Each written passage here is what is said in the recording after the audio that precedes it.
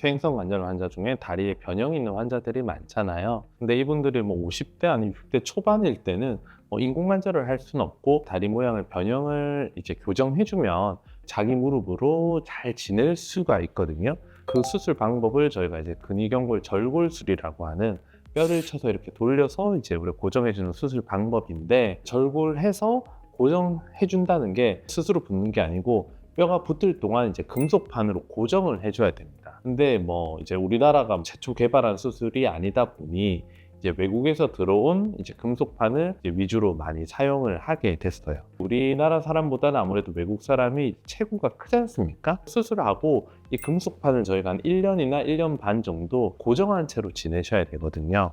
금속판이 크고 두꺼우면 뼈가 잘 붙는 데는 도움이 되겠지만 또 이 금속판으로 인한 이물감이 좀 크게 됩니다. 그럼 단기적으로는 재활을 하는데 금속판으로 인한 이제 어떤 고정이 되어서 아프고 이물감이 있고 하니까 초기 재활이 느린 단점이 있습니다. 그리고 장기적으로 금속판으로 인한 이물감이 지속되는 것들을 많이 봐왔기 때문에 이것을 좀 줄이고 싶은 그런 이제 생각이 있었고요. 이제 두 번째는 우리가 이제 절골술을 하면서 우리가 안쪽에 있는 연골판이 좀 찢어지는 경우가 있습니다. 이런 경우에 단순히 이제 내시경으로 무릎 안에서만 봉합하는 경우도 있지만, 특히 후방근과 같은 경우에는 봉합을 한 실을 무릎 밑으로 이렇게 빼는 방법이 있거든요. 그것을 했을 때 절골술을 같이 하면 다른 기구를 써서 또 고정을 하거나 아니면 봉합 나사라는 또 다른 기구를 이제 무릎에 삽입해야 되는 그런 단점이 있는 거죠. 그래서 그 금속판에 구멍을 만들어 가지고 그 내린 실을 그 금속판에 바로 이제 연결을 해줘서 우리 추가적인 어떤 이제 금속판이나 아니면 추가적인 봉합 나사를 사용하지 않고 수술을 할 수 있는 두 가지 컨셉을 가지고 이제 금속판을 만들게 되었습니다.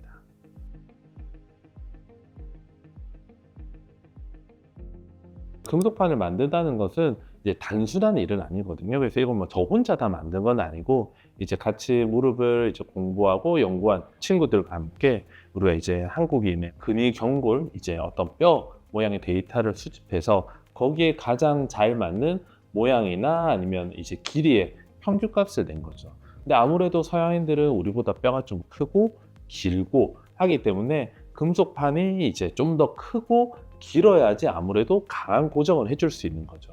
근데 우리나라 사람은 서양인에 비해서 키가 작고 뼈 두께가 얇기 때문에 물론 고정력은 더 좋겠죠. 왜냐하면 작은 뼈인데 큰 금속판을 쓰니까. 대신 두껍고 길기 때문에 금속판으로 인한 불편함이 훨씬 좀 더 크다고 저는 생각이 좀 들었었습니다.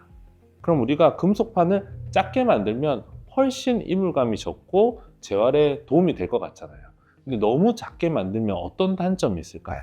쉽게 부러지거나 절골을 한 그 어떤 갑돌이 무너지거나 이제 주저앉을 수 있는 단점이 있지 않습니까? 그래서 적절한 길이와 적절한 두께와 찾는 것들이 사실은 가장 힘든 일이겠죠. 한국인 다리의 어떤 데이터를 모으고 충분히 고정력을 유지하면서도 최대한 길이를 줄이고 최대한 뼈에 밀착시킬 수 있는 특정한 이제 모양을 찾고 수술하면서 조금 교정을 하는 거죠.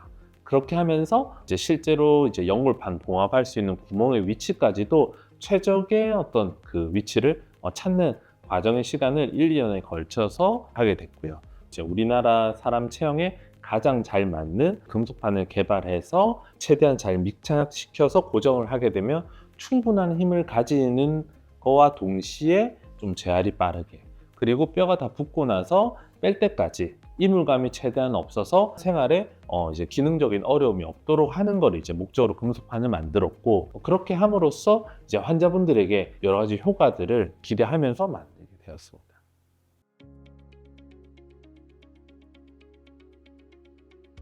이제 처음에는 이제 수술을 저도 처음인 때가 있었지 않습니까? 그때는 이제 가르쳐 주신 선생님이 해주시는 방법을 똑같이 하거든요. 이제 무릎에 이렇게 밑에 일자로 쭉 열어서 수술을 했어요. 그러니까 생각보다 많이 열어야 되는 단점이 있었거든요. 그래서 환자분들이 저는 왜 이렇게 많이 길어요? 이런 얘기를 많이 했어요. 저는 그때 대답을 이 절개선은 나중에 혹시 인공관절을 하게 될 때 활용할 수 있어서 괜찮아요 라고 설명을 드렸어요. 뭔가 하게 되면 좀 짬밥이 생기지 않습니까? 그러다 보니 조금만 열어도 제가 할 수 있는 좀 자신감이 생기는 거죠. 절개를 하지 않아도 눈으로 이제 수술할 때 보면은 대충 우리가 어떤 구조물이 어디에 있는지 이제 약간 훤히 보인다고 해야 되나? 그런 이제 상황이 되면은 최소한으로 절개해서 금속판을 넣고 고정할 수 있는 방법들을 이제 우리가 찾게 되는 거죠. 그럴 때 저는 수평으로 열게 되는데, 우리가 수직으로 열게 되면 무릎을 구부리고 펴면서 늘어나는 힘이 가해지기 때문에 바른 조직이 커지는 단점이 있습니다. 하지만 수평 절개를 하면은 그러한 힘이 옆으로 받기 때문에 더 커지지는 않거든요. 그래서 우리가 최소 절개로 할 때는 여성분들 같은 경우에는 4cm, 남자분들 같은 경우에 5cm만 열게 되면 충분히 절골수를 할 수 있습니다. 예전에 비해서는 한 반 정도로 줄인 절개선으로 수술을 할 수 있고, 이게 수직에서 수평으로 넘어가다 보니 나중에 바른 조직이 커지지 않는 단점도 가지는 그 수술법이 결국 이제 미세 침습 방법인데, 동일하게 수술은 이루어지지만 덜 절개하기 때문에 피가 좀 덜 나고 절개선이 줄어드니까 수술 시간도 줄어들고, 피가 덜 나고 수술 시간이 줄어드니까 회복이 빠른 장점이 있는 거죠. 미세 침습을 했다 해서 하나도 안 아픈 건 아니겠지만 나중에 금속판을 빼고 다 낫고 났을 때는 길게 짠 분들에 비해서는 훨씬 만족도가 크고, 다리를 돌려봤을 때 티가 별로 안 나는 장점이 있습니다. 중앙으로 절개선을 하면 바로 보이지 않습니까? 근데 여기는 살짝만 무릎을 틀어도 사실 잘 안 보이거든요. 실제로 수술이 성공적으로 이루어질 수 있다면 우리가 미세 침습으로 이렇게 열어서 수술하는 것은 환자분의 이제 추후에 어떤 심리적으로 굉장히 만족감을 크게 줄 수 있는 장점이 있는 방법이라고 할 수 있습니다.